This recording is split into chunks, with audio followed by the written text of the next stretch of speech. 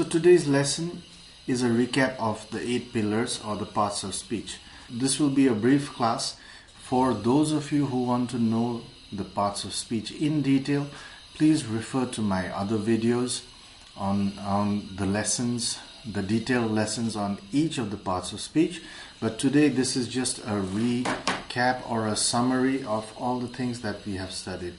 So the 8 parts of speech, 8 pillars of speech or 8 pillars of the sentence. Speech or sentence. So now, let's start with the first one. The simplest example, noun. Whatever you can see, you can touch, whatever physical object you can see around you, all of those are nouns. Alright. Board, marker, table, chair, person, me, a person. All of these are. So first of all, nouns. What is a noun? It's the name of a person, place. It's the name of a person. Suppose a person, a man, woman, person. It's a common noun or proper noun. It's a noun. A place, name of a place. India. Name of a place, America, the United States. Name of a place, the Philippines. Name of a place, any place. Thing, whatever you see around you. Marker, board, camera. Desk, chair, thing.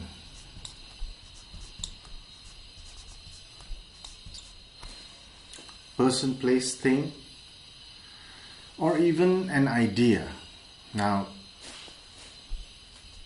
last time we talked about ideas. Ideas such as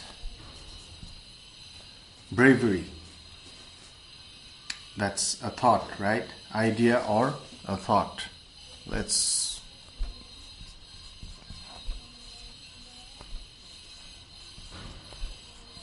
So even bravery is a noun. His bravery saved the day. That was the example from the last previous class on nouns. So his bravery saved the day. So bravery is treated as a subject of the sentence. So noun is a subject. The subject of the sentence. Or the object of the sentence. Alright. It could be the object of the sentence, like the subject of the sentence. It's the same thing, but we are talking about a sentence like the teacher entered the room. Now here, the teacher entered the room. Now here there are 2 objects in this room, like 2 things, right? You can see the room and the teacher in this sentence, right? So this is a noun, this is a noun. Noun, noun. Alright, so these are common nouns. It could be any room, any teacher. It's not specified in this sentence. Pronoun. Now this also, we spoke about it in the detailed class. So what is a pronoun? It is a word that replaces the noun. Very simple. Replaces the noun. Is a word that replaces the noun. Word that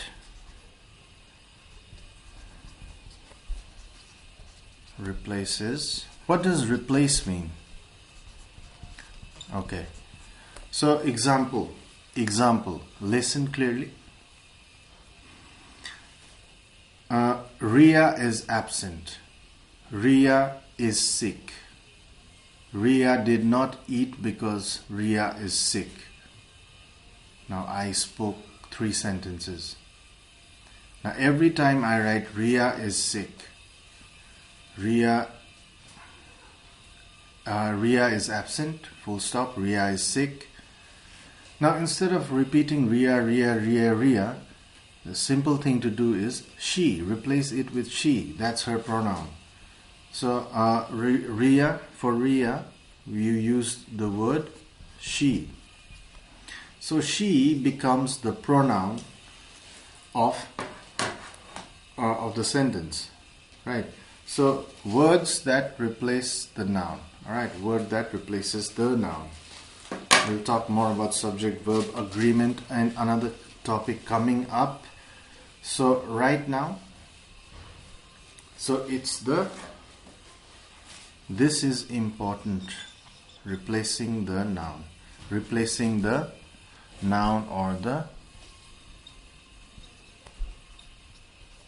subject so that it doesn't sound robotic or monotonous or crazy. Noun, pronoun. Let's move on.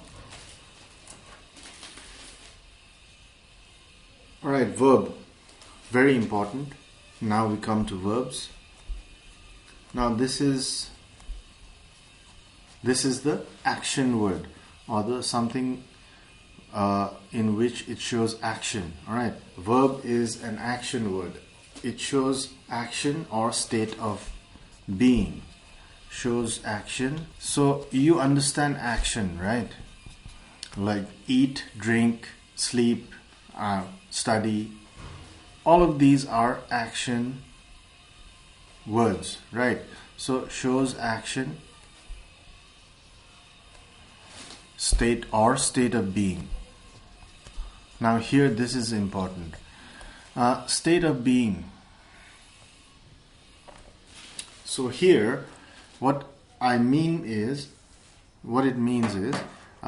verb like I am going to the park. Example sentence. I am going to the park. So here there's a mix. Am is a state of being. I am. Going is also a verb. We'll talk more about gerund and all that later on. But right now just understand both of these are verbs. So am, it shows the state of being. Alright, so let's remove this. I am. Simple sentence. I am happy. So what does this tell you? That I am happy. I am in a state of happiness. Right? So I am. So I am happy. So am is the verb.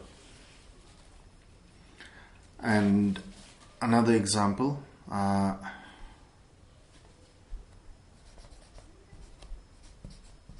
Mike is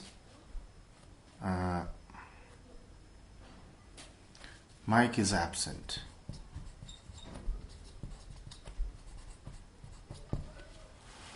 So state of being is the condition that he is absent. So is the verb. Singular, Mike, singular. Let's not talk about that right now. Let's talk about Mike is absent. So state of being, it shows that he is absent. Or even was. If we are talking about yesterday, then Mike was absent. This is also a verb. So I am, he is, she is, it is. These are all verbs. I am. They, now if you talk about collective, they are. They are here. They are present. Okay, so here this are is the verb. It shows it shows that this are shows their state of being present. It shows their state of being. Are, verb. So I am, Mike is, Mike was, they are, or they were. They are, they were, Mike is, Mike was, is, was, are, were, am. All of these are verbs that show the state of being. Now we haven't talked about shows action because you can go back to the detailed class and look at that. Let's talk about adjectives.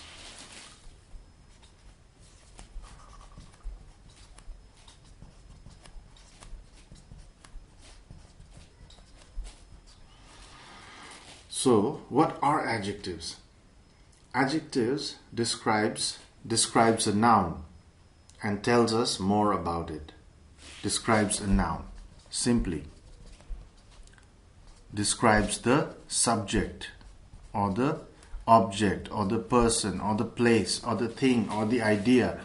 So adjectives are those words that describe the,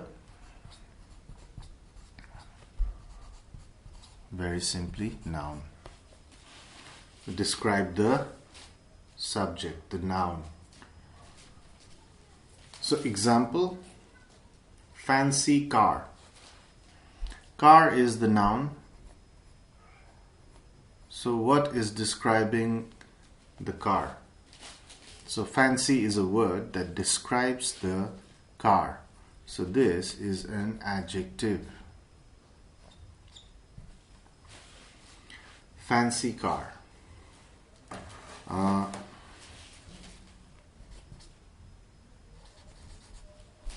Tall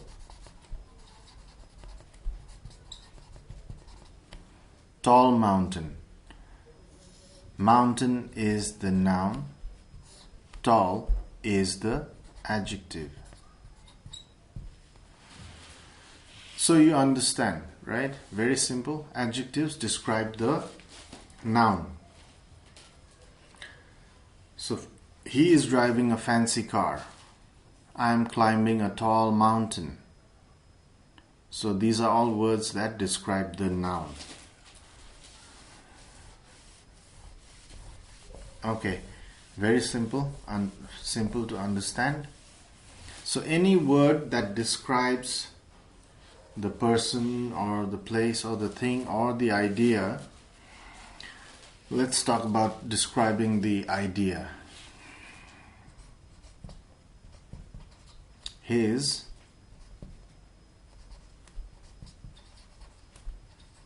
intense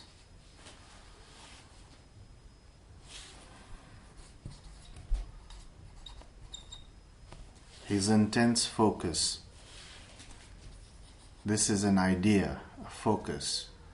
You cannot see his focus, but this is an idea or a thought. So his intense focus. What kind of focus?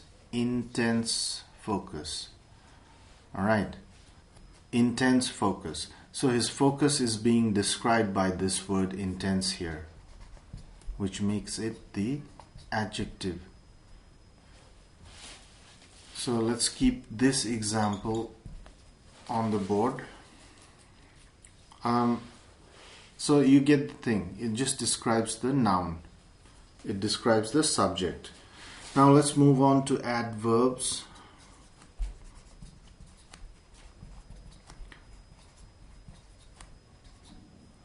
This is also fairly simple. It has to do with verbs. So it describes the verb. It explains in a sense. It explains how. Last time we talked about how it explains. So how adverbs explain the situation or any circumstance. I'll give you an example. This is just a recap, so let's go over this quickly. He speaks clearly. He speaks clearly. How does he speak?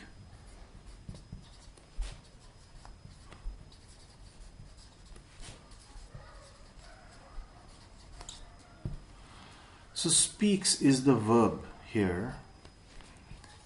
How does he speak? Clearly. This is the adverb.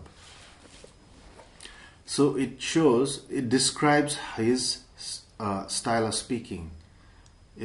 The word clearly describes his way of speaking. How is he speaking? Clearly. He speaks clearly. So this is a word that is describing the action, the speaking action. A word that is describing the action. Word that describes the action.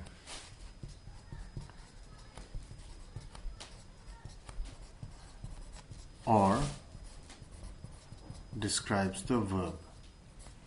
Fairly simple. So can you think of some examples here?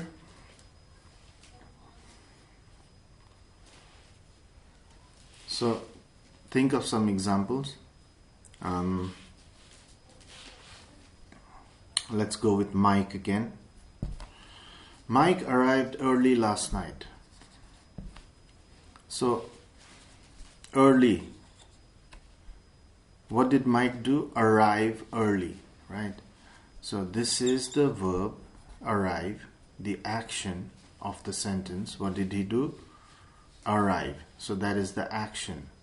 So how did he arrive? Early. This is the adverb. Fairly simple word that describes the action. Alright, so let's move on to number 6. Now we have preposition. Why is this important?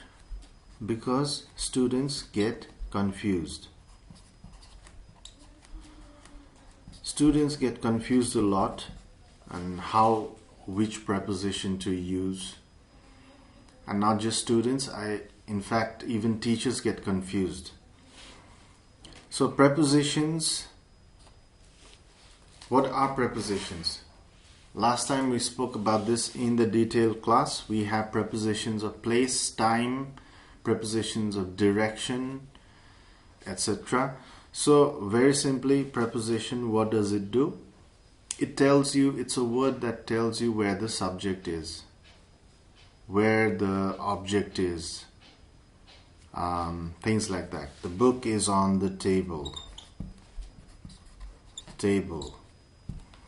Here the book is the noun, the subject, and where is it? It's on the object here. So the book is on the table. Now don't go into what I'm saying about subject object. We'll talk about subject object later on. Just look at the sentence. The book is on the table. Where is it? On. It tells you the location of the book. It tells you the position of the book. It tells you the position of the noun. It tells you the position of the subject. It tells you the position of the subject, the noun. So where is it? On. Not under, not above, not across. All of these are prepositions. Not into, not outside. It's on the table. The marker is on the board. Alright? I am inside this room. Yeah? So prepositions, it tells you location, shows words that provide the location,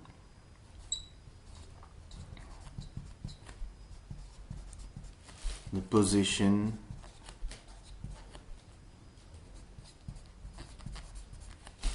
the direction,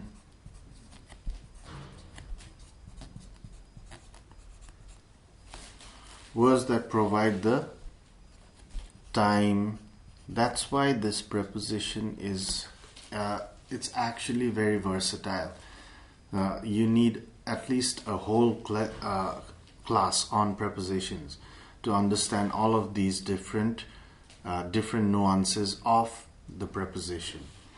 So they provide the location, the position, direction, time. Here it is providing the position of the book. Where is it? On the table.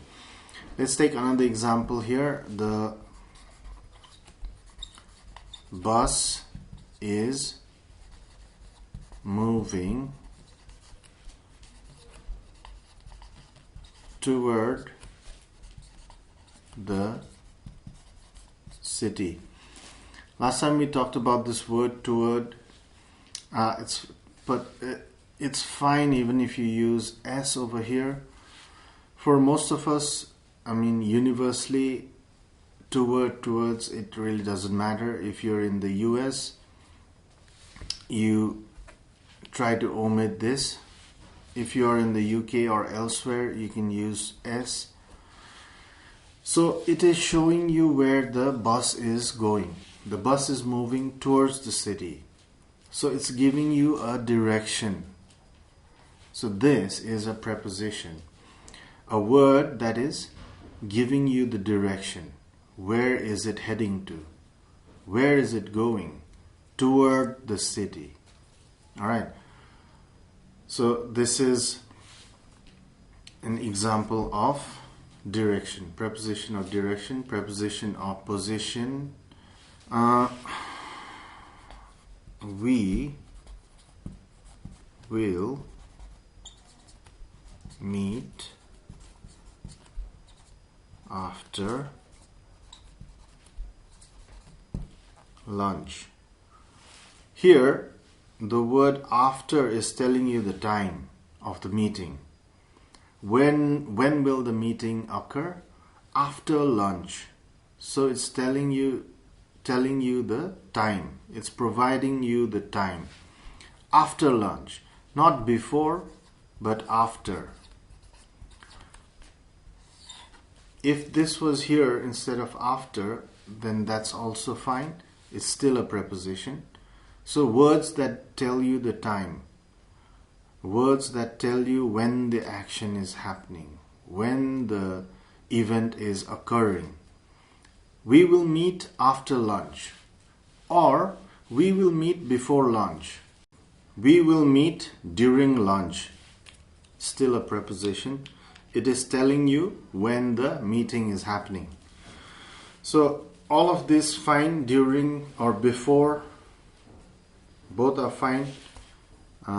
Prepositions. It's telling you the time of the meeting, time of the event. Let's move on to conjunction. What are conjunctions? These are joiners. Words that join two sentences. All right, or two ideas or two words. Conjunction and, or, and, or, either or, neither nor. Last time I think we did not cover either or, neither nor.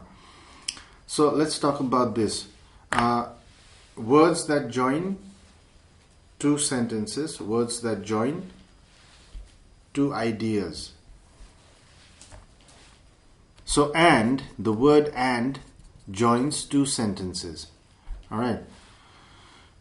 I am late and I'm going to bed. I am late and I am going to bed. All right. And is joining the sentence. I am late and I'm going to bed. Okay. So it's fairly simple. I don't have to write this on the board. Do you want tea or coffee? Do you want tea or coffee? So this word is joining two ideas here, two options you're giving. So this or is joining these two sentences. So do you want tea or coffee? So do you want tea? Question mark. or do you want coffee? The thing about conjunction is, how you can spot them is, if you remove the conjunction, you can still make two sentences out of the long sentence. Alright, do you want tea? Question mark. Or coffee. Or here, do you want coffee? So you can make two sentences. So what does the conjunction do here? You have two sentences, right? So the conjunction or just ties this idea. It's the similarities, right? So two similar ideas, two different options, but similar ideas joined together by or.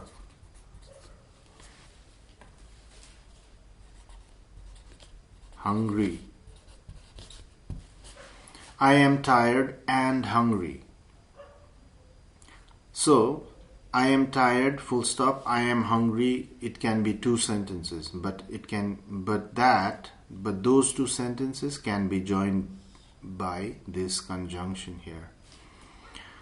You can also have conjunctions that are that show negation, like but I want to go.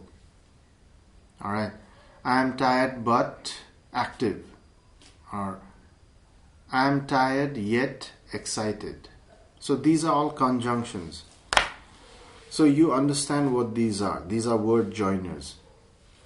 So sentence joiners. And these are especially handy when you're joining long sentences. The last one here.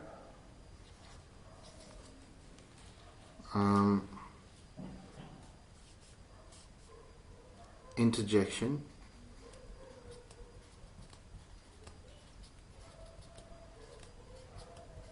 These are words that are spoken spontaneously. Words like oh, wow, oh no. These are all interjections. These are spontaneous words that show strong emotion. Strong emotion. Like it shows pain, pleasure, grief, sorrow, anything, anguish, or happiness. So words like alas,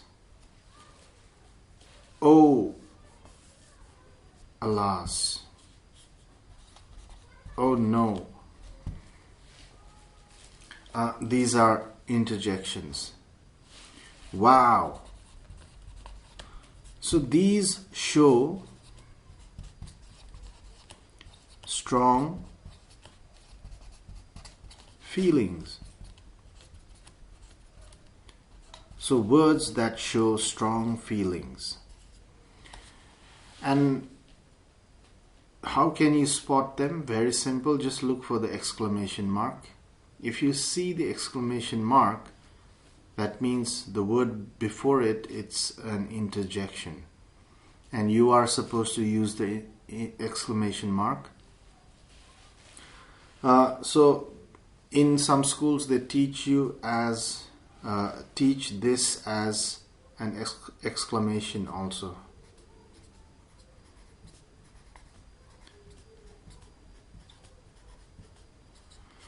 It means the same thing. These are both interchangeable. So interjections or exclamations, sorry about that. So these are words that show strong feelings. Wow. Can you name some interjections? You have your own interjections in your local languages, also in your mother tongue. So what are those? Write in the comments. Oh no, I forgot my bag. Alas, he is dead. Wow, that's superb. Wow, that's awesome. Oh, I thought you were coming tomorrow. So examples of interjections, exclamations. There's one more thing that we kind of left out. It somehow belongs to the adjective family, but actually it's not an adjective, it's a type of adjective. We talked about this as well. So this is the article. So the article, we talked about the article, definite, indefinite article.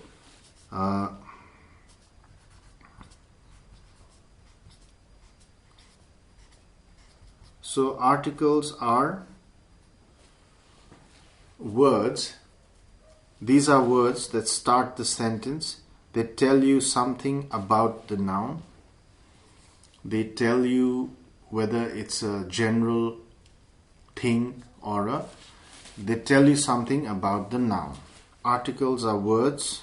It just tells us whether it's a general thing or a specific thing. So we had this example, words that tell us about the noun.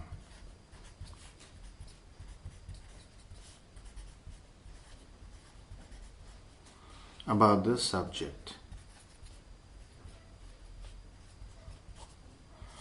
So articles are a, an. These two are indefinite articles, and the. This is the definite article.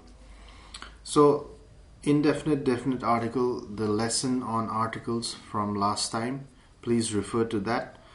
So that's it for now. I think that's enough of parts of speech, 8 pillars of the sentence, 8 parts of the sentence, or 8 parts of speech, whatever you want to call it. So articles, clear on that. And indefinite articles. The is the definite article. You can refer to the other lesson. Alright, so just one word to sum all the parts of speech like we have explained it over here. Nouns, they name. Pronouns, they replace. Verbs,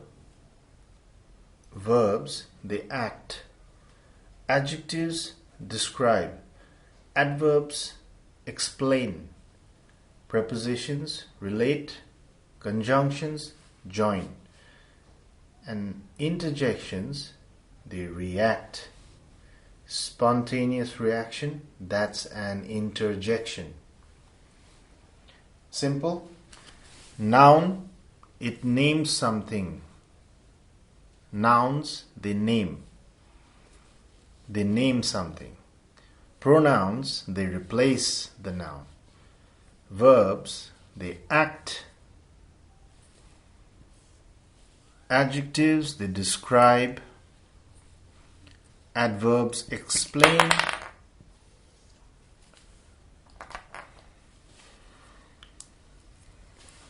Prepositions, they relate. How do they relate? They relate the noun to the object, to the pronoun, to the object. They tell us where something is, when something will happen, where something is going. Conjunctions, they join. And interjections, spontaneous reaction.